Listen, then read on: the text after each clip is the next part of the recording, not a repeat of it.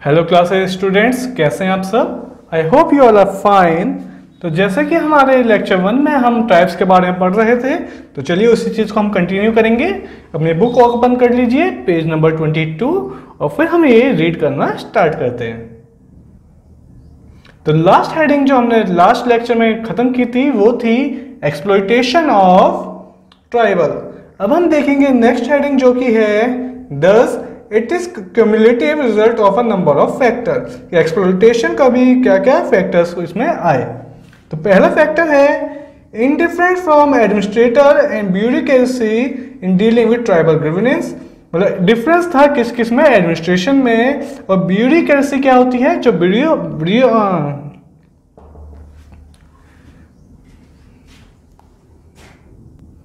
Bureau होते हैं उनके आगे क्या देखा जाता है, वो डील करते हैं ट्राइबल से। तो उनमें डिफरेंस था आपस में, इस वजह से वो ट्राइबल्स के लिए सही पॉलिसीज नहीं बन पाई। सेकंड था harsh and unfriendly forest laws and regulation. जो फॉरेस्ट लॉज थे उस टाइम पे वो बहुत ज़्यादा हार्श थे उनके लिए। और थर्ड था lack of legislation to prevent the passing of tribal land in the land of non tribals. Legislation मतलब लॉ नहीं थे ऐसे कि ट्राइबल का जो लैंड है वो नॉन ट्राइबल्स को ना दिया जाए, तो इसी वजह से नॉन ट्राइबल्स ने वो लैंड ऑक्यूपाई कर लिए।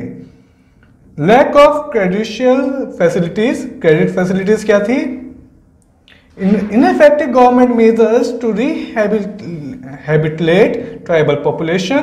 गवर्नमेंट इतनी एफिशिएंट नहीं थी कि वो ट्राइबल्स की जो पॉपुलेशन थी उन्हें कहीं रिहैबिटेट कर पाए, उन्हें कहीं दूसरी जगह भी रख पाए।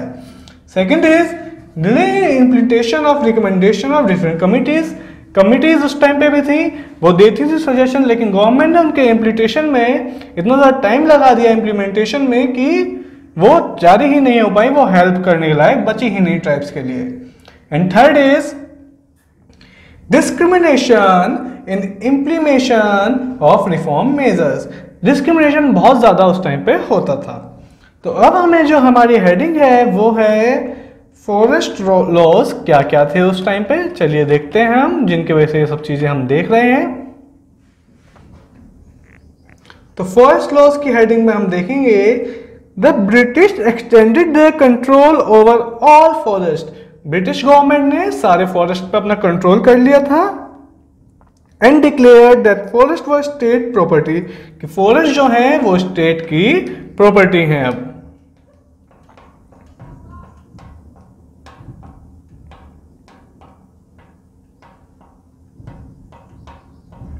ओके आगे हम देखेंगे in this forest people were not allowed to move freely. लोगों को घूमने की इजाजत, जूम कल्टीवेशन करने की परमिशन, फ्रूट कलेक्ट करने की परमिशन, यहां तक कि हंट करने की एनिमल्स को परमिशन नहीं थी।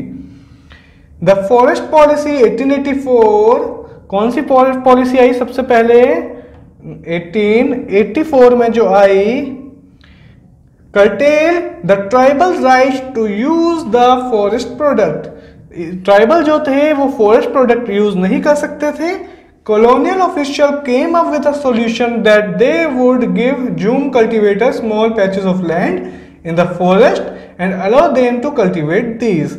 तो क्या हुआ, जब वो उनसे मना कर दिया गया तुम जंगलों में वो नहीं कर सकते कल्टीवेशन, तो ब्रिटिश ऑफिशियल्स ने कहा कि तुम्हें एक स्मॉल लैंड दिया जाएगा जंगलों में ही, जहां पे तुम खेती कर सकते हो, तुम जंगल में हर जगह खेती नहीं कर सकते। इसके अलावा condition that those who lived in village would have to provide labours to the forest department and look after the forest. और जो विलेजेस में रहते थे उन्हें उस स्मॉल लैंड के लिए लेबर प्रोवाइड करनी होगी और फॉरेस्ट की ध्यान रखना होगा। So in many reason the forest department established forest villages to ensure a regular supply of cheap labour. तो क्या होता है आप देखेंगे, अगर कोई भी बहुत बड़ा जंगल है, अब जंगल के बीच में कुछ लोग रह रहे हैं, तो गवर्नमेंट क्या होती है उनके चारों तरफ बाउंड्री कर देती है, उन्हें एक विलेज बना देती है कि आप इस एरिया में यहाँ पे खेती कर सकते हैं, यहाँ पे इसके आसपास इसी एरिया में बस आप खेती कर सकते हैं, इसके अलावा पूरे जंगल में आप खेती नहीं कर सकते। कि ये किस लिए होता है कि इन लोगों को भी दिक्कत ना हो और साथ में जंगल को भी कोई हार्म ना पहुंचे। इसके बाद many tribal group reacted against the colonial forest law. इसलिए ट्राइबल ग्रुप ने उस टाइम पर बहुत ज्यादा अपोज किया उनका कि भैया ये तो गलत चीज है, तुम हमें ऐसे परमिशन कैसे दे सकते हो कि पहले तो तुमने कही कि इस जगह पे खेती करो और फिर तुमने बोला कि हम लोग भेजेंगे उनसे खेती करवाओ। बाद में disobey the new rule continue with practice that were declared illegal and at time rose in a open rebellion against the Dikus। इसी को ही ओपन रिबेलिशन माना गया। तो आगे हम देखेंगे इसमें एक रिबेलिशन के बारे में हमें गिवन है। क्या गिवन है? वो रिबेलिशन है हमारा मुंडा रिबेलिशन। ओके, तो ये एक एक्टिविटी है, मतलब एक स्टोरी है जो आपको रीड करनी है और समझनी है। एक रफ आइडिया मैं आपको दे देता हूं। ये एक इंसान के बारे में है जिसका नाम था बिरसा मुंडा। ओके,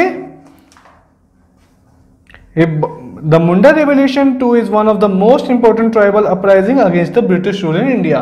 ट्राइबल्स का बहुत ही ज्यादा बड़ा ऐसा आंदोलन माना जाता है अगेंस्ट में किसके? ब्रिटिश रूल के। इसे बेट बगारी और फोर्स लेबर भी बोला जाता है। The Munda revolution led by great Munda leader called Birsa Munda. इसमें क्या हुआ था इसके बारे में आप एक बार रीड करेंगे।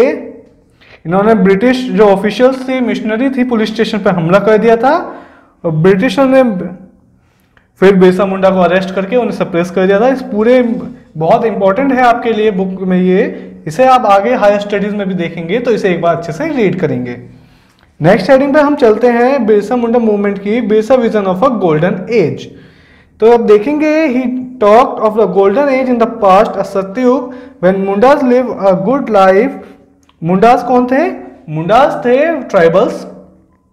तो उन्होंने बोला विजन जो था बिरसा का, बिरसा मुंडा, तो उनका जो विजन था, उनकी सोच थी ये थी कि सतयुग में जो ट्राइबल लोग थे वो बहुत अच्छे जीते थे। उनके पास नेचुरल स्प्रिंग्स थे, ट्रीज प्लांट करते थे, वो कल्टीवेशन करते थे अपने जीने के लिए। They did not kill their Briton and relative. They live honestly. Birsa also wanted people to once again work on their land, settle down and cultivated their field. तो बिरसा जो थे वो चाहते थे कि जैसे सतयुग में मुंडा जो थे, ट्राइबल जो थे, जो रहते थे अपने कल्टीवेशन करते थे लैंड पे, ना किसी से उन्हें लेना देना था, वैसे ही वो दोबारा रहने लगे।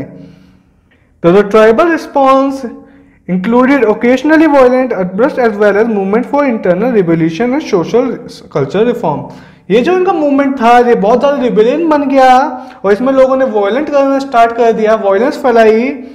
The rebel took the form of spontaneous attack on outsider, looting for their property and expelling them from their village. तो जो आउटसाइडर थे जिन्हें बोला जाता है डिकूज, डाकूज, जिसे आप डाकूज बोल सकते हैं हिंदी में, जो डाकू थे उन्हें बोला जाता था जो बाहर से आके यहाँ पे रहने लगे हैं, नॉन ट्राइबल लोग, उन्हें वहां से भगाने लगे, उन्हें वहां से लूटने लगे। ट्राइबल्स ने उन्हें भगाने के लिए एक चीजें करी। This ultimately resulted in clashes with colonial authority, और इस वजह से उन्हें ब्रिटिश गवर्नमेंट का भी सामना करना पड़ा। Often religious and charismatic leader emerged at the stage and promise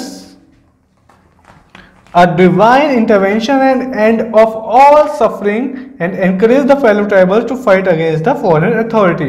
तो उस टाइम पे बहुत से ऐसे लीडर अपराइज हुए जिन्होंने बोला कि चलिए हम ब्रिटिश गवर्नमेंट के खिलाफ आंदोलन करते हैं, उनके खिलाफ लड़ते हैं।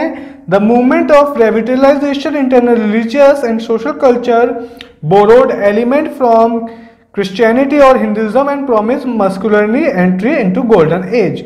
और उनका ये मानना था कि अब हमें गोल्डन एज में एंट्री दोबारा से करनी चाहिए जो कि हमारे सतयुग में थी। जैसे हम they generally followed in the wake of defeated uprising and murder of traditional chief, और उन्होंने इसलिए बहुत सारे ट्रेडिशनल चीफ्स में डेथ, वायलेंस बहुत ज्यादा होने लगी थी, जिस वजह से ब्रिटिश गवर्नमेंट ने इसे दबाने के लिए अपनी आर्मी का भी सहारा लिया था। ओके, यहाँ हमारे चैप्टर की ऑफिशियल जो थ्योरी है वो खत्म होती है। एक बार हम कुछ वर्ड हमने इस चैप्टर में यूज करे हैं, एक बार वो वर्ड्स देख लेते हैं हम। पहला है कल्टीवेशन। कल्टीवेशन मतलब होता है प्लांट्स को राइज करना। सेकंड इज सेटल कल्टीवेशन, जब एक जगह रह के बहुत टाइम तक हम खेती करते हैं उसे सेटल कल्टीवेशन बोलते हैं। शिफ्टिंग कल्टीवेशन, जब हम किसी एक लैंड पर एरिया में खेती करते हैं, वो लैंड खराब हो जाता है तो फिर हम दूसरे एरिया में जाके खेती करते हैं, जब वो खराब हो जाता है तो हम तीसरे एरिया में, तो इसे शिफ्टिंग कल्टीवेशन बोला जाता है। हंटर गैदर, हंटर गैदर हमें पता है जब पूरे दिन एक ग्रुप जाता है, खाना इकट्ठा करता है और रात में सब बैठ के उसे खाते हैं, उसे हंटर गैदरिंग बोलते हैं। डिकूज मतलब आउटसाइडर होता है। एनिमल हेडर मतलब people who rear large number of animal and are dependent on these animal to earn their livelihood, जो जानवरों को मारकर उनका मीट, उनका मिल्क, ये सब चीजें बेचकर पैसे कमाते हैं। और लास्ट वर्ड ट्राइब, जो हमारे चैप्टर का मेन चीज थी, ट्राइब कौन होते हैं? A social division in a traditional society consisting of families or communities linked by social, economic, religious and blood ties। मतलब कोई भी एक ऐसा ग्रुप जो नॉर्मल सिविलाइजेशन से अलग हटके हो। ओके, तो यहाँ हमारे चैप्टर की थ्योरी खत्म होती है। अब हम इस चैप्टर की एक्सरसाइज स्टार्ट करेंगे, तब तक आप एक बार इसे रिवाइज कर लीजिए। तो चलिए इस चैप्टर की अब हम करते हैं एक्सरसाइज। ओके, तो पहली एक्सरसाइज है हमारी tick the correct answer. Okay, तो चलिए पहले रीड करते हैं। Mundas are tribes of Bengal, Bihar, Assam या मुंबई। कहाँ के ट्राइब्स थे मुंडास? तो हमने देखा है मुंडास हमारे मेनली कहाँ के थे? मुंडास थे हमारे बिहार के। ओके, तो ऑप्शन सेकंड हमारा हो जाता है सही। Next is majority of tribal speak dash language. ज्यादातर ट्राइबल कौन सी लैंग्वेज बोलते हैं?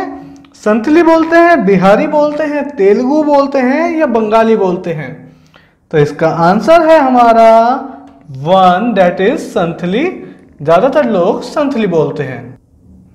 थर्ड हम देखेंगे अगर, तो थर्ड है main occupation of tribals. Tribals का मेन ऑक्यूपेशन क्या था? तो ट्राइबल का मेन ऑक्यूपेशन था फर्स्ट, दैट इज एनिमल हेल्डिंग। अगर आप देखेंगे ग्रोसरी शॉप तो उस टाइम पे थी ही नहीं, मेंडिंग शूज तो उस टाइम पे थे ही नहीं, और ऑल ऑफ दिस फिर हो नहीं सकता। तो यहां हमारी पहली एक्सरसाइज खत्म होती है। अब हम आएंगे हमारी नेक्स्ट एक्सरसाइज पर, जो कि है फिल अप्स। तो आप पहले स्टेटमेंट रीड करेंगे। Shifting cultivation is also known as. Shifting cultivation को एक और नाम से बोला जाता है, वो क्या है? वो है स्लैश एंड बर्न एग्रीकल्चर। अभी क्या होता है मैं आपको बता चुका हूं।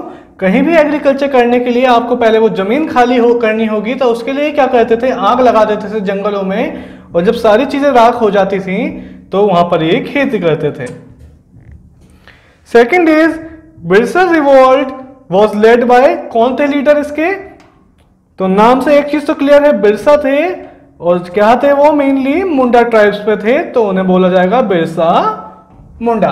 ओके, चलिए थर्ड स्टेटमेंट रीड करते हैं।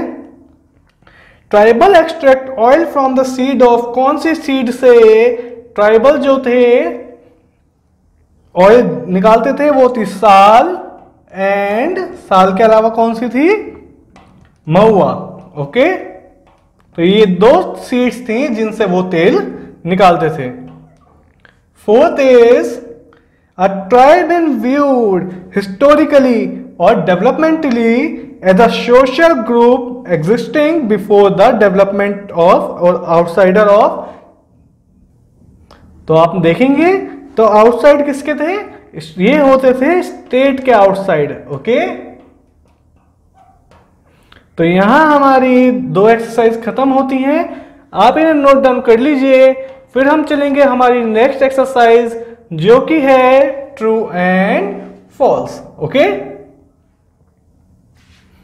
तो आप देखिए पहली statement, animal hearing is one of the main occupation of tribals.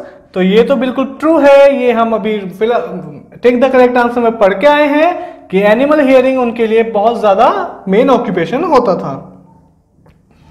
Second is all tribes speak Santhali. तो सारे ट्राइब्स संथली बोलते थे? बिल्कुल भी नहीं, सारे ट्राइब्स नहीं बोलते थे, बस मेजोरिटी बोलती थी, मतलब ज्यादातर। Okay, third is forest policy 1884 provides rights to tribal to have access to forest produce. Forest policy 1884 ने उन्हें परमिशन दी कि फॉरेस्ट में जाके प्रोड्यूस कर सकते हैं, लेकिन ये बिल्कुल उल्टी स्टेटमेंट लिखी हुई है क्योंकि उनसे परमिशन छीन ली गई थी। Next is all tribes are Christian, सारे ट्राइब क्रिश्चियन है, ये तो बिल्कुल ही स्टेटमेंट गलत हो जाती है। और लास्ट है हमारे पास all of the tribes inhabit Andhra Pradesh, क्या सारे ट्राइब्स आंध्र प्रदेश में रहते हैं, ये स्टेटमेंट भी हो जाती है हमारी गलत, क्योंकि हमने देखा है central India western India, Himalaya belt, इन सब में भी ट्राइब्स रहते हैं। ओके, तो यहाँ हमने हमारी 3 एक्सरसाइज कंप्लीट की हैं, आप इन्हें एक बार नोट डाउन कर लीजिए। तो अब हम आएंगे हमारी नेक्स्ट एक्सरसाइज पर, जो कि है तो आंसर इन ब्रीफ। तो चलिए पहला क्वेश्चन देखते हैं क्या है। पहला क्वेश्चन है डिफाइन ट्राइब, ट्राइब की डेफिनेशन। तो आप वर्ड एंड यूजेस में अगर देखेंगे तो ट्राइब की डेफिनेशन गिवन है a social division in a traditional society consisting of families और communities linked by social, economic, religious or blood ties with a common culture and dialect, typically having a recognized leader। तो क्या होगा, इनके पास leader होता है, एक ही community होती है जिनका कल्चर सेम होता है, और मेनली ये सिविलाइजेशन जो होती है नॉर्मली उनसे अलग रहते हैं। ओके, तो ट्राइब्स की डेफिनेशन हमने देखी। चलिए चलते हैं अपने नेक्स्ट क्वेश्चन पर। Name any 2 geographical location of tribe, कोई सी भी 2 ज्योग्राफिकल लोकेशन हमें देनी है। तो चलिए देते हैं। सबसे पहली है Himalayan belt and second is central India. और सेंट्रल इंडिया हमें पता है 55% tribes all over the India cover करता है। तो हिमालयन बेल्ट में कौन कौन सी जगह आएंगी, Assam, Meghalaya, Arunachal Pradesh, Nagaland, Manipur, Mizoram, Tripura, hills of Uttar Pradesh and Himachal Pradesh. और सेंट्रल इंडिया में कौन कौन सी जगह है, सेंट्रल इंडिया में जगह है बिहार, वेस्ट बंगाल, उड़ीसा, मध्य प्रदेश, ये चारों। ओके, तो चलिए आपने देखा, अब हम चलेंगे हमारे नेक्स्ट क्वेश्चन पर, आप इसे नोट डाउन कर लीजिए। तो नेक्स्ट क्वेश्चन है हमारा name the different occupation of tribes, tribes के हमें डिफरेंट ऑक्यूपेशन बताने हैं। तो कौन कौन से ऑक्यूपेशन हमने ट्राइब्स के देखे हैं। सबसे पहला ऑक्यूपेशन था उनका हंटर,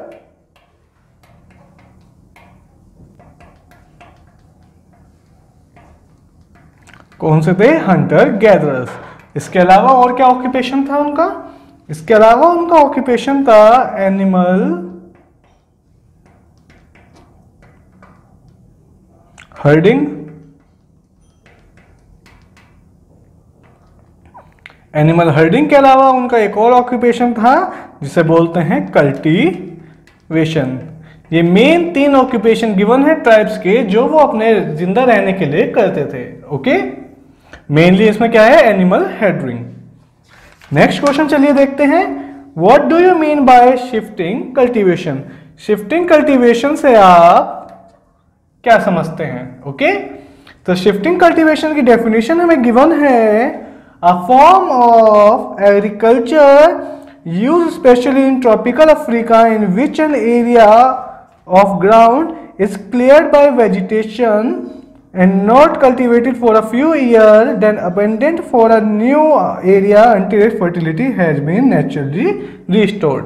तो क्या होगा, वहां पे जला दिया जाएगा उसे, फिर वहां पे खेती की जाएगी, फिर कुछ साल लगेंगे उसे दोबारा से नेचुरल होने में।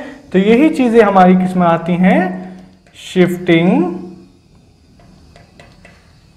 कल्टीवेशन में। ओके, और इसका दूसरा एक नाम देखा था हमने, इसका दूसरा नाम क्या था हमारा, इसका दूसरा नाम था, अगर हम कहें, slash and burn agriculture. Okay, तो यहां हमने हमारी 4 एक्सरसाइज कंप्लीट कर ली हैं।